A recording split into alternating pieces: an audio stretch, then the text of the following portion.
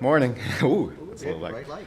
light. So thanks to everyone for coming out this morning to see our talk. It was a great lead-in coming off of Bia and the other guy, Ranger's speech. They were amazing, and we're kind of a logical extension from that. A little bit of an older set we're going to address, but Bia and Ranger's passion was particularly great. My name is Matthew Weinberg. I am currently a security analyst at a big bank down the street, but I came up through the ranks of the undergraduate and graduate curriculum in computer security as well as international relations and political science. And introduce Ming. And I'm Ming Chow, and I'm from the Tufts University Department of Computer Science, senior lecturer over there. And we also want to give a special shout out in the morning to my colleague and our colleague, Jeff Taliaferro, who I co-taught the course with, and he's here in spirit. Can't be with us today, but he's in spirit. Yeah. So actually getting first to the title of our talk, Lessons from an Undergraduate Course in Cybersecurity and Cyber Warfare, is Our Children Securing? Now I got a little bit of flack when I was actually proposing the title of this from my internal organization. Is Our Children Securing? That's not grammatically correct. Well, you know, it isn't, but we actually had a former president ask the question in a speech, is our children learning? And I thought, well, maybe that's a good lead into what our main focus is for our talk, and that is, at a higher education level, are we really teaching our children about security in the way that we intend to? Are we really transcending boundaries in terms of getting the computer science department and other parts of the university together to combat some of the issues and teach about some of the issues that we're seeing now in the real world? So in this way, this is how we couch the talk, and we'll speak about how we went about doing it at the undergraduate level. So I want to start off with a little motivation and to understand why we taught this course and the timing of it. Who was here at Hope 2 years ago? Was anyone at the Crypto Wars talk with Matt Blaze and Sandy Clark? Was that? Well, this was from one of the concluding slides in which they literally said word for word, we are now in a national cybersecurity crisis. And one of the last slides was the challenges that we face now. And I took a picture of the slide because it really still hits me up to this day in what the real hard problems in cybersecurity are. And the okay challenges, the good, the moderately difficult challenges, the technology side of things. But the real hard problem in cybersecurity is really the policy and the legal parts of it, not the tech part, not the technical part of cybersecurity, but the legal and policy side of things. And you may be wondering, okay, so our talk is about a course, an academic course on cybersecurity and cyber warfare, which is a mix of tech and non-tech. You may be wondering, is there really a demand? I mean, is there a real demand for something like this? And the answer is absolutely yes, and here's two very crystal clear anecdotes. One, Michael Schulmeyer, who is the director of the cybersecurity project at the Berkman Center at Harvard, actually asked on Twitter, when everyone have their conversations on Twitter, designing a cybersecurity course for law students. And on the right, we have Bobby Chesney, who's the associate dean at the law school at the University of Texas, even brought up, okay, what should a cybersecurity course and law and policy should cover? So this question has been, there's not only a need for this, but there's also a lot of debates and questions what should go on in such a very broad course. So when I first joined, I guess, this project with Ming and Jeff Taliaferro at Tufts, we start off with some kind of core beliefs and actually laying out, what our main task is. And our core belief, at least between Ming and myself, was that the lack of progress that we saw in cybersecurity is due to the knowledge and the cultural gaps between the technical and the non-technical communities. And I have a former dean at the Fletcher School, Dean Stavridis. He always would talk about building intellectual bridges between communities. And so in this course, we were really looking forward to building bridges between the communities of political science and international relations, which is a strong suit at our university, with the computer science department, and having the two student bodies come together and share what they know and what they've learned with each other to overcome particular challenges. So that was our task. That's what we really set out to do. Now, in terms of each community itself and addressing them, the political science and international relations, so PS and IR in short speak, it was to expose them to a lot of the technical aspects of cybersecurity, which, as you can see in their daily lives right now, have emerged as important aspects of the international security environment. So it was really important for them to kind of understand what is really at root with a lot of the issues that we see from the technical perspective that are going over into the political science and the IR domain. And so, also, the course come at perfect timing because we're now at a time where, and I'm sure a lot of you folks are questioning, you're paying this much money to go for 4 years at a private institution. Like, what are you really getting out of your money? And I can say that I actually got my hands on the external review from political science and international relations at Tufts. And it was very interesting reading them about what needs to be, what are the content really necessary in order to boost the program up to, the modern times. And this course actually became a boon for not only computer science, but also for the international relations and political science programs at Tufts.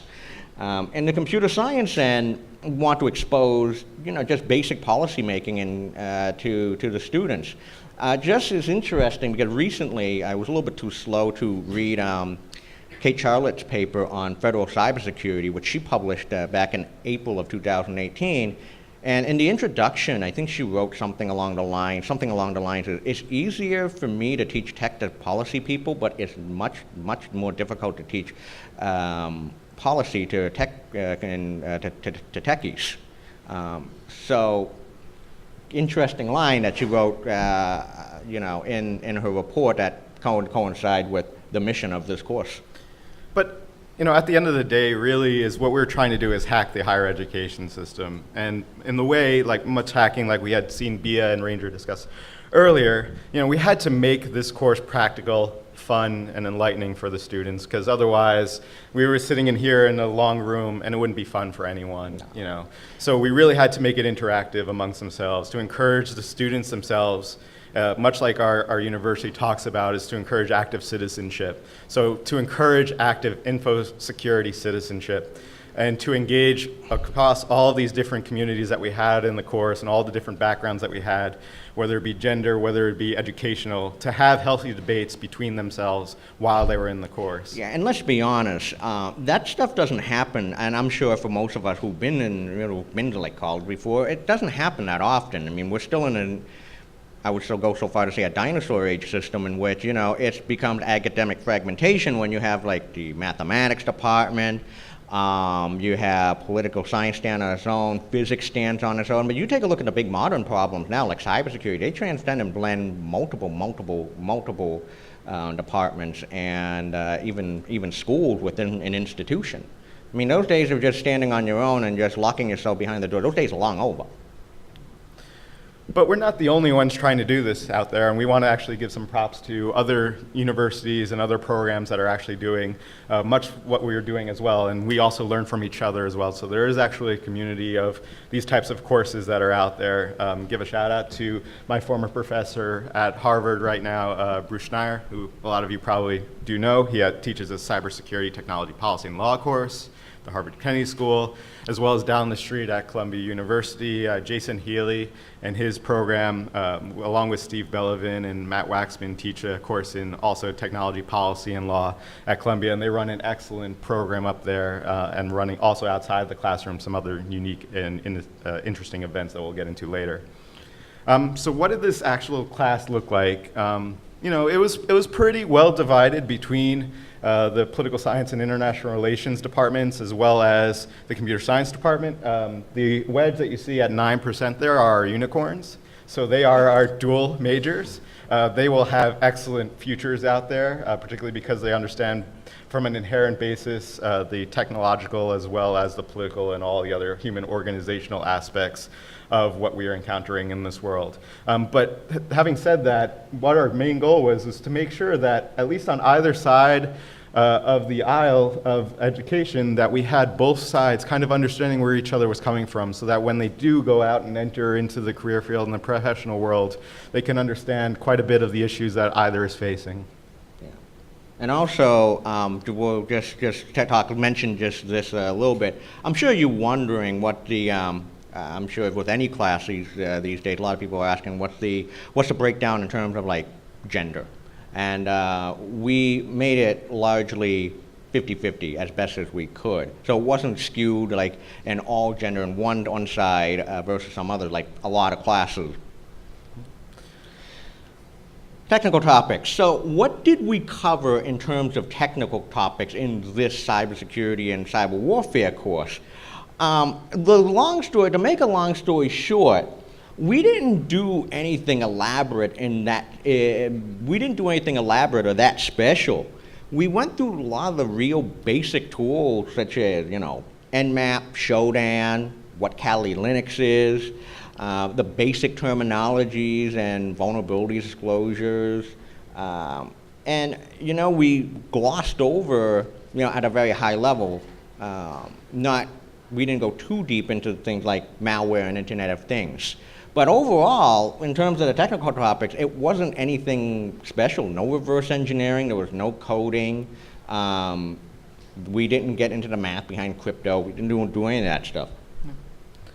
And on the policy side, we also started out a lot with the basic international relations theory for computer scientists to understand, things like what is realism, what is deterrence theory, some of the basics, but what drives, our international order we discussed. Then we also, of course, got into the privacy and surveillance debates. We got into what is cybercrime and criminology. We talked a lot about a really hot topic now in terms of information operations and information security and how it relates back to cybersecurity, as well as what is the public and the private sector, what are they doing together, what are they not doing together in terms of securing our nation and our world. Of course, we take some of actual practical works that are out there right now in the studies field. So, of course, one of the hot books right now is by Thomas Ritchie, who's down at the School of Advanced International Studies down at Johns Hopkins University. Wrote an excellent book called Cyber War Will Not Take Place. We also previewed a movie called 0 Days from Alex Gibney. Maybe some of you have already seen it. Revolves around the Stuxnet and the debates thereafter around the weaponization and use of or subversion of industrial control systems in Iran.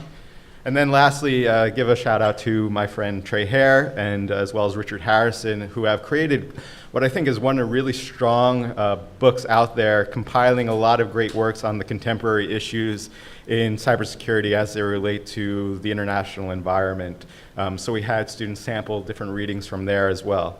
But having said that, when I first entered this course to kind of assist Ming and Jeffrey with the course creation, we also wanted to make sure that it was practical for the students. So it wasn't us just handing a syllabus and saying, you're going to read this and you're going to read that. We also on the computer science side didn't necessarily need to do as much training. We wanted to focus and get them oriented towards the different tools, like Ming said, but we also weren't necessarily going to address everything. So yeah, and of course, one of the funny computer science questions that I'll always get from any course is, what programming language that we're going to use. So when I actually said we're not going to do any programming, it was a little bit of a culture shock to a lot of students, and I guess loosely speaking, it just shows how brainwashed some of the students can be, sometimes when you go through a program like this.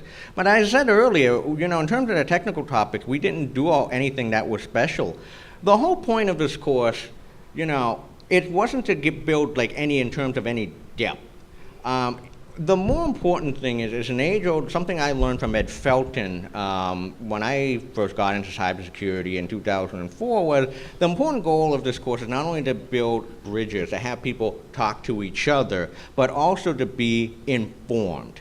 What are the big issues out there facing us in terms of cybersecurity? It's just the informed piece. Not to go live into the weeds and have people talk to each other. That was the main goal. But if you did want to do things like packet analysis, password cracking, I take my security course, which the content is actually all free. I'm actually currently teaching it online this summer at this moment as we speak. It's all free, the content out there. Most labs, well, except for the Capture the Flag game, I haven't put that up live yet. We did have a couple students that took this course first, then went to cybersecurity, and I do know I have one student here. That's AOG. Okay. So what did we actually do to make this all practical and actually interesting? First thing first, Ming, who has extensive experience running and having Capture the Flag, administering those kinds of events. We actually, of course, laid out, we're going to do a Capture the Flag to start out with the course. But I kind of came in and said, well, that's all great. And yeah, you can have someone from the political science department, international relations department, students sit next to the computer science student as they go through capturing the flag and whatnot. But what is it really going to be of benefit to both here? And oftentimes I see a lot of Capture the Flag contests, and they're done in isolation. They're done without any inkling of how does this CTF actually apply to what we've seen in the real world. I want students, when they're doing this, to feel like, okay, this CTF that I just did actually matters and connects to some things that have actually happened. So I told Ming, I said, we really need to add to the Capture the Flag challenge or the write-ups. We have to say, okay, so you've gone through this CTF. What is it you actually see here, and name us some particular policy implications or actual events that you've seen out there that tie back to the activity that you just went through. And that line, what Matt just said, really still blows me away, and I'm very thankful that I learned that from, and I'm very, very happy and very thankful Matt brought that up. Because I'll be honest is that I've fallen into that trap as well with, because I've seen so many Capture the Flag games, I've read a lot of write-up, and it's all the same thing. But the real game changer with the version of Capture the Flag that we had was when Matt brought up the idea of, in the write-up, we also got to have the students to connect the things that they found in the game and connect them to the real world. I'll give you two very concrete examples from this game to mirror exactly what Matt said. So if you're interested, what the Capture the Flag, the box was, it was just a Windows 2008 server unpatched with Hack Me Casino running, and the administrator password was password. It was the same one that was used in John Podesta's Gmail account in the DNC hack in 2016. And some students recognized that password. Yeah, this password looked familiar. It was the same one that John Podesta used, and we wanted them to recognize that. Another one, there was SQL injection in the game, and one team wrote, yeah, this was the same attack that was used for the whole Mossack Fonseca mess. And that was like, bam. That's exactly what we wanted to get across. So to connect this with previous incidents. Now, why did we do that actually? Well, part of it was the policy implications, but when these students actually go out in the real and working world, they're going to be working, whether they're from political science, international relations, whether they're computer scientists, together on issues much like that. So we wanted to have the gender diversity involved, we wanted to have the different backgrounds involved, and also, you've got the practical problem that software always doesn't work. So we wanted to actually have them come together in a kind of real world situation to work together on this, and that was the most important thing that we discovered through that kind of practical exercise. Now, the next thing that we did with the students is something that you kind of see more of in the policy world, but it's also really important for computer scientists ever more today as well. I call this, did you happen to get that memo? Because what you'll often see in the working world, especially whether you're in DC or up here in New York, on Wall Street, wherever, your bosses have very little time. They have very little time to understand maybe a 10-page thing or whether you coded something. But what we really were trying to get at with the students was communications, whether they could write for brevity, clarity, and accessibility. Can you distill down some of the technical topics that you're seeing and explain it to someone who may not have the similar technical background as you, or if it's a policymaker, still try to explain, what are the technical dynamics that you're seeing. So what we directed the students to do was take any issue of their interest and direct that particular issue to a C-suite executive, a senior policymaker, someone in civil society, and write really clearly 2 pages to that particular audience. Did anyone want to take a guess? It completely blew me away still. When Matt was working, he met with each and every one of the students, well, especially during the last minute. Does anyone want to take a wild guess what were the number one and number two? Number one mistake that a lot of students made? It was right off the bat. It was mind-blowing. Does anyone want to take a guess what the number one mistake that every student made? Yeah, there's some of that, yeah. Yeah, there was some of that. Some of that, yeah. Yeah, there was that too. No, not that. That would have been funny if they actually did that. I think part of it is, there's something about being it long and whatnot, and we were able to work on that.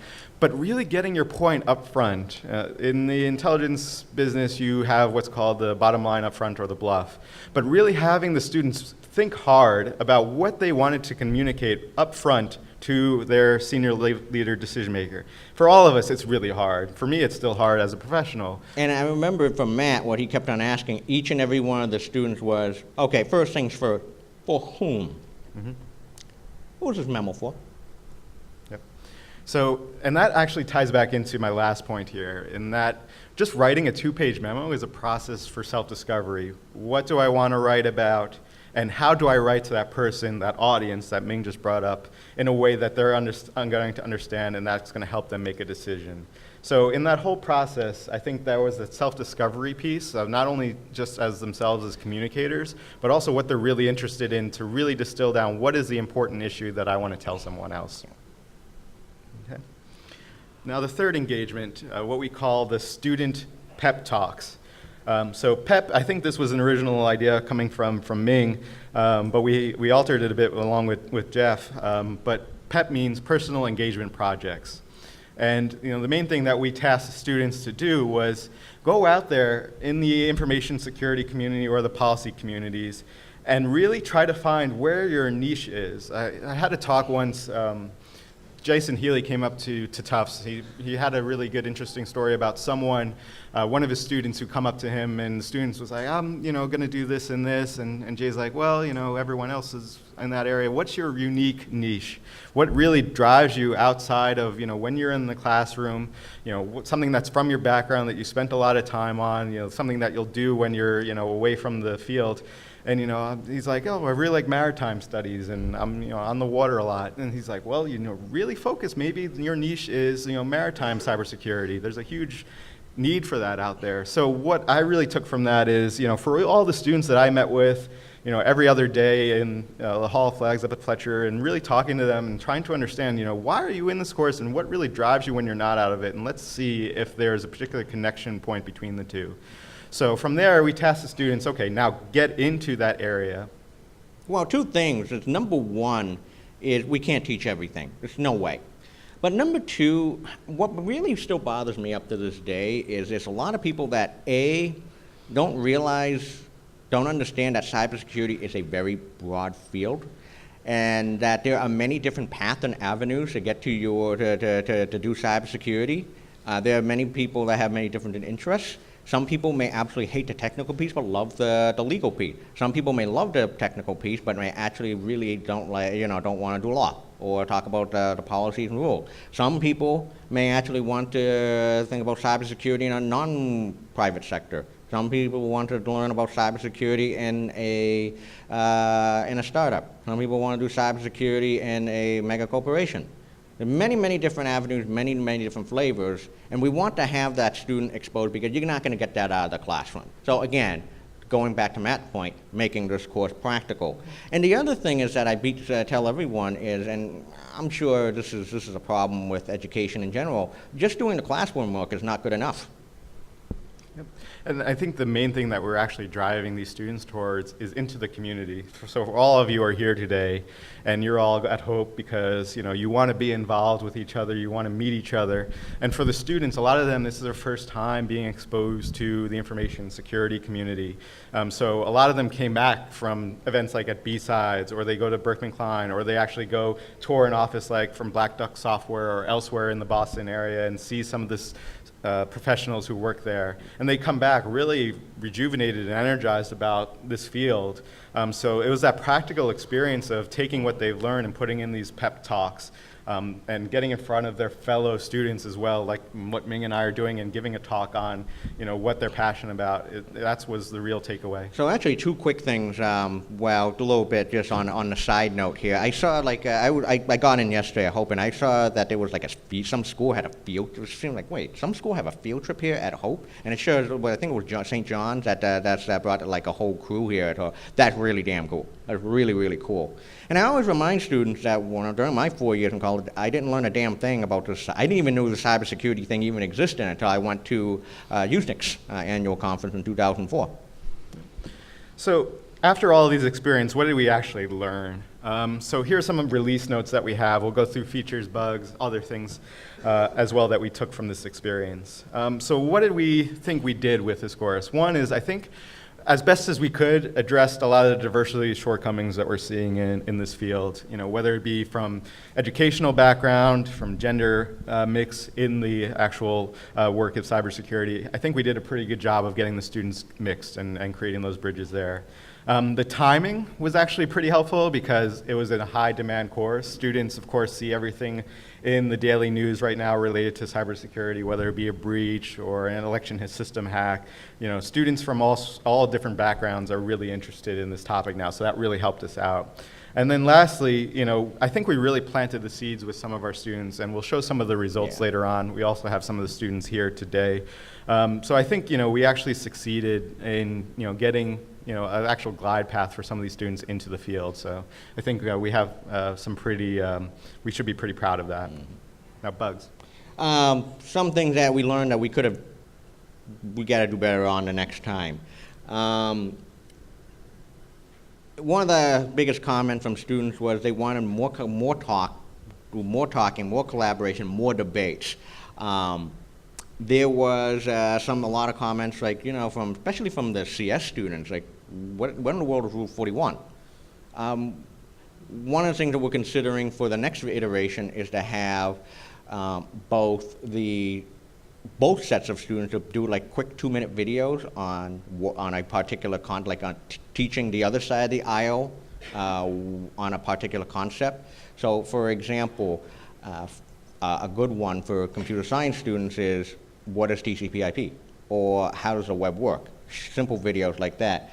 Or the real basics of, I'm going to pull something out from the policy and, I don't know. Yeah, I mean, just basic, for instance, how does an election system work? I think it's a pretty popular topic nowadays. So how does civic engagement work? So having a student from the political science department talk about different ways in which voting happens around the world. That would be, I think, a pretty pertinent topic for some cross-development teaching. Yeah. Classroom environment. This is not only an issue with Tufts, but I think this is a more broader, more general, and a more global problem. Is you take a look at most classrooms these days, they're still very much like the seat and desk, like this kind of style in which, and it's not like an open lab for team-based learning, for doing project, and the room wasn't set up like that. We do have some spaces now at Tufts that actually are like that, and again, more class debates. Because debates are healthy, but if you don't understand both sides of the pros and cons and the trade-off, you don't really understand the full issue. Some of the smaller issues that we encountered while conducting the course, the academic system at a lot of higher educational universities is still based off of a pretty set 13 weeks for a semester. So the best we could really do is lay the groundwork on a lot of issues. So we're not expecting our students to know everything when they get out. What we're expecting is to get them involved in the community so that we give them a good foundation so that they can continue to engage and participate. We also, taught in Boston, Massachusetts, and we actually taught in the beginning of the winter. So of course, the weather and getting people from the community to come, there's always going to be hiccups around that. We had to reschedule some CTF games, some guest speakers had to miss, but that's just the nature of teaching in a really cold northern university. And then lastly, the interesting thing, I don't know if this is necessarily an issue, but it's definitely something if you're teaching these courses that you have to keep in mind of, in that the cybersecurity field is really dynamic. So we'd be sitting in classes and maybe Jeff would be teaching one day or I would be standing up in the middle of the room and Ming would be rifling through Twitter and something would change fundamentally in cybersecurity. Oh, right in front like of SHA-1 was broken in February 2017. It was during the middle of class that happened too. Also, the timing can also work against us as well too, because I think it was like 1 or 2 weeks after the course was over, WannaCry happened. Yeah, so I mean, you have to be on your feet. Like the syllabus and the pre-planning that you do for these courses that higher education traditionally does, you have to be able to kind of think on your feet and innovate because, like I said, the issues are changing. So some things that we had in the syllabus at the original portion of front end of it, we'd have to change and vice versa. So, flexibility was pretty key. So some further lessons learned. Vocabulary is an issue. All of you know this in the information security fields, how we name threat actors or how we name actual viruses, how we name different terminology, the acronyms that we use. It's always an issue, and there's not even agreement within the cybersecurity field. And then when you get to the political science and the international relations field, with their own acronyms, with their own terms, they have their own language. So really in this course, we needed to make sure that both sides understood what we meant when we said certain things. So here's a real good example. Even the most basic stuff. How many people have a problem with the here I show here. Who here have a problem with the word cyber? Like who has a problem? Okay. So for those of you like that, like it's like cyber is tagged into everything now. Cyber Pearl Harbor, okay? We hear that as well too. Cyber 9/11. Yeah, Cyber 9/11. And I know, especially with some communities out there, they call it InfoSec instead. But is that really the best term? But on the flip side of things, if you do this for the federal, if you do this on the government side, they all use cybersecurity. And then a more pickier part, is it cybersecurity one word or cybersecurity 2 words? You be the judge. And the other surprise is, from the non-technical students, they wanted more technical content. When we actually had the survey come back, a lot of their responses were, we want more technicals, and so, next time. That surprised us. I think that really surprised us. I don't know what it was, and of course, one of the things, of course, I'm still bugged by this. Is it because a lot of students are afraid, they never had the foundation? I know at Tufts, many people who take an intro to computer science course, they didn't never take an intro ever before from like high school or elementary for a K-12 level. I don't know. That was really, really shocking to me, is that it was a huge demand from the IR political science students. We want more technical, like we want to know more about the tech side of things. Like, oh. And then the last thing I think, just in our courses, we would highlight, much like we've done in this presentation, different people from the community and what they've said. And I think for a lot of our students, they come from all different backgrounds, alternative backgrounds, whatever path they've been on to information security. But just showing them, particular role models that are out there, what they've done and what they've said, just to show that there are actually people out there that when they exit the class, they can continue to learn from. And then also saying, what path you're on is not necessarily, everyone comes from different weird paths. There was a really good Twitter thread last March around my weird path to InfoSec. Maybe some of you participated in it, but just the diversity of how people get into this field, I think is kind of encouraging to a lot of folks who may think they're new or may have imposter syndrome, that we can all get into this field and all have something unique to contribute as long as we have a passion for it. We'll mention a little bit more about that and when we talk about the results. Yep. So what are we going to do next time? So every computer science program now is jumping on the ethics bandwagon. Also, it's surprising that not a lot of computer science programs are not jumping on the basic civics bandwagon. Actually, that's starting to happen with all the election security stuff. So that's actually good to see. But I can tell you in fall of 2019, we will be offering a course called Computer Science for Future Presidents. Now, this is not meant to be a course to train, to make non-technical political science international relations students into computer science. That's not the goal of the course, but it's to address that shortcoming, as we just mentioned, about the non-technical students want more of the technical content. And want to give a shout out and thanks to the Hewlett Foundation for their support for making this course happen. And this course will be run, it's a joint course between computer science and the Fletcher School of Law and Diplomacy. And so you may be curious, I'm actually in the middle of writing labs for this course right now, just working with Susan Landau on building this course. And the topics that we're going to have are going to include like how the internet works, cloud, and how the internet work, how the web work, cloud and IoT, privacy and security, cryptography, and things like machine learning and fairness. And blockchain, is it really worth it, or is it really high? Like, what's worth it, what's hype? And it's going to be, they're going to have, the labs are going to be all hands-on.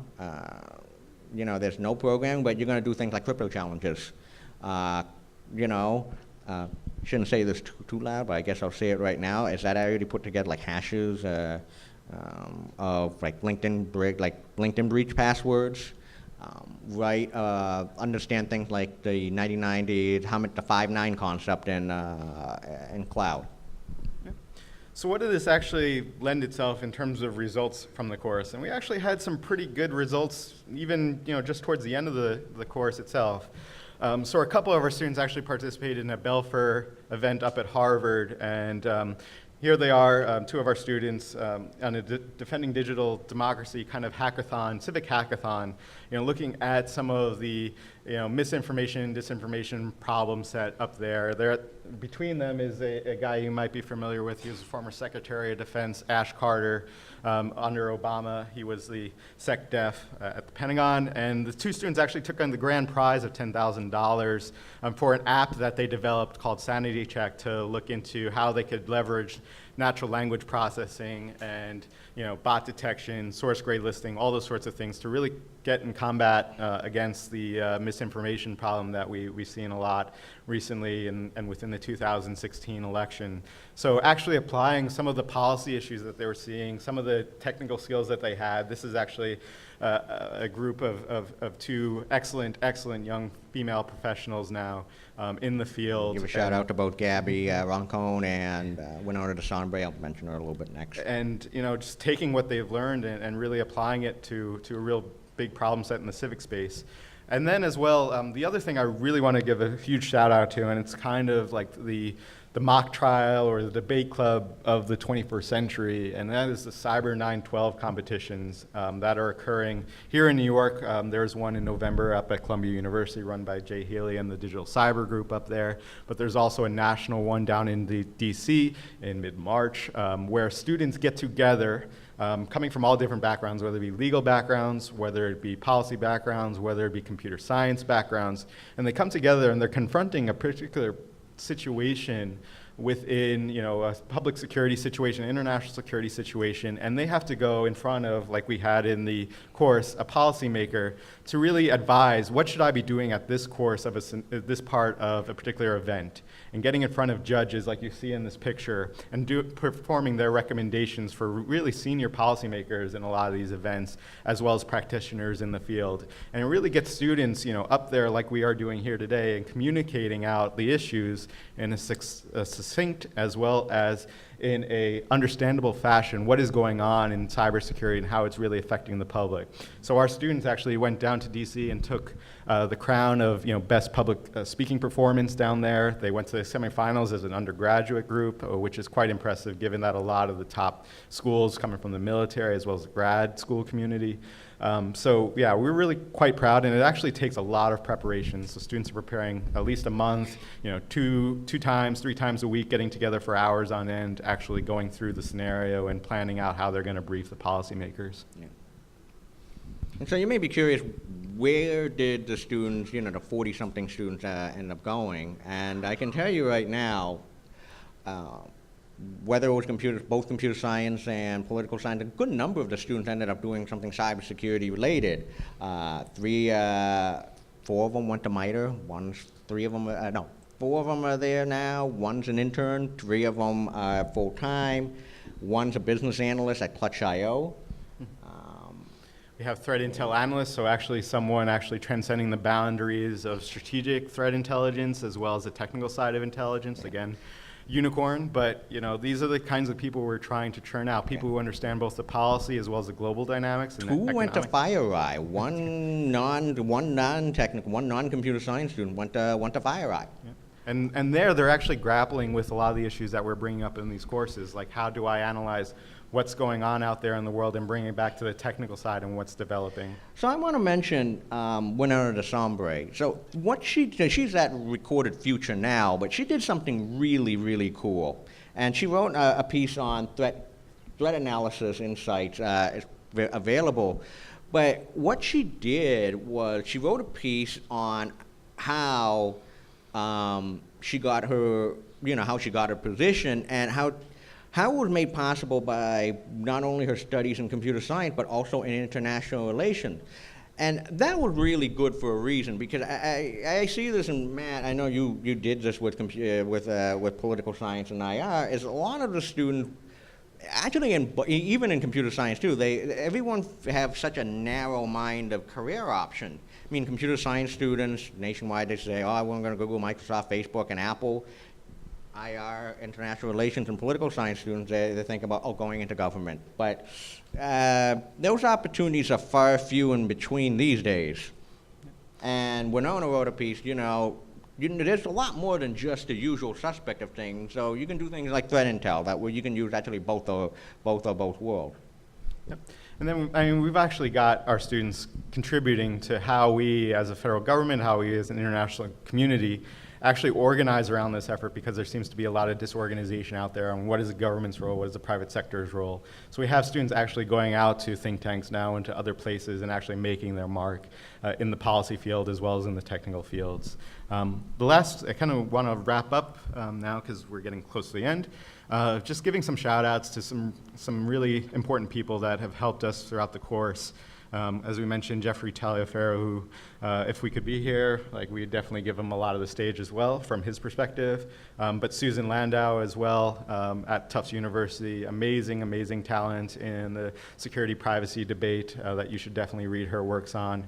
Michelle Malvesti, my former advisor up at the Fletcher School of Law and Diplomacy, made a huge mark on how we teach at the graduate level cybersecurity and cyber conflict, as well as and of course Kathleen Fisher, who's been she's been not just fantastic as chair of computer science, but she's been very, very, very supportive of all the cybersecurity initiatives that we've been doing. I speak the world working with her.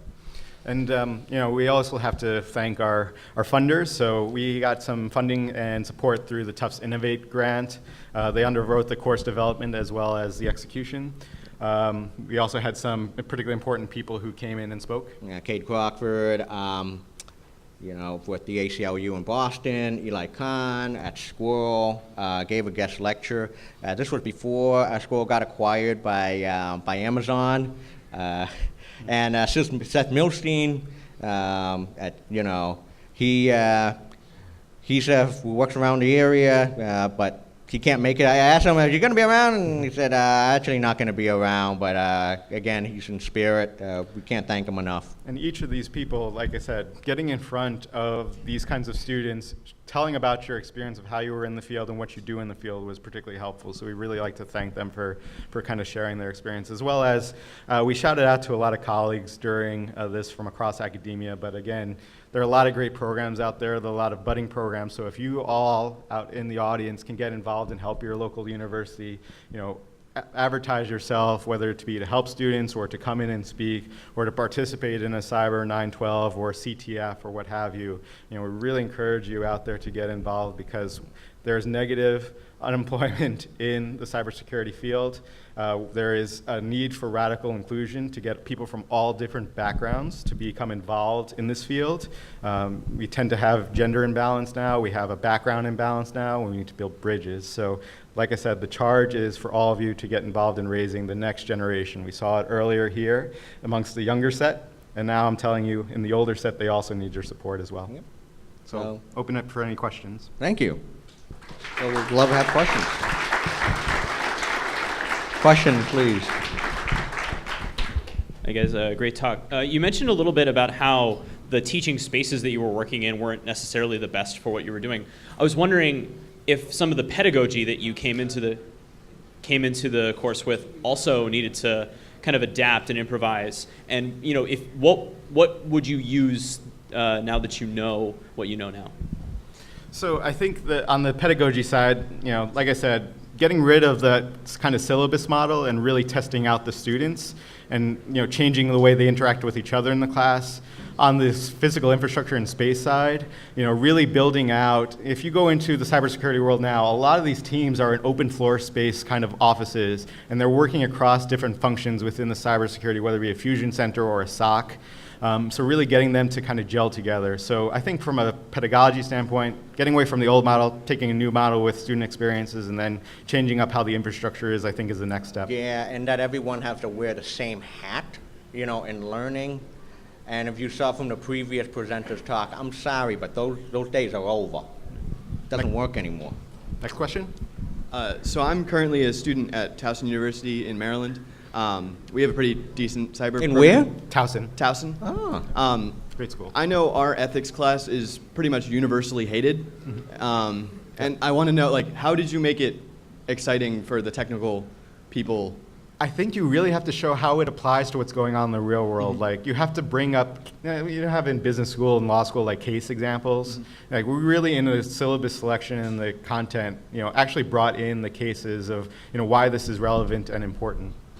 I mean, you just get it. Right now, the biggest problem I see is the lack of connection between what you're learning. And I see this all the time is, okay, you're learning this stuff in the classroom.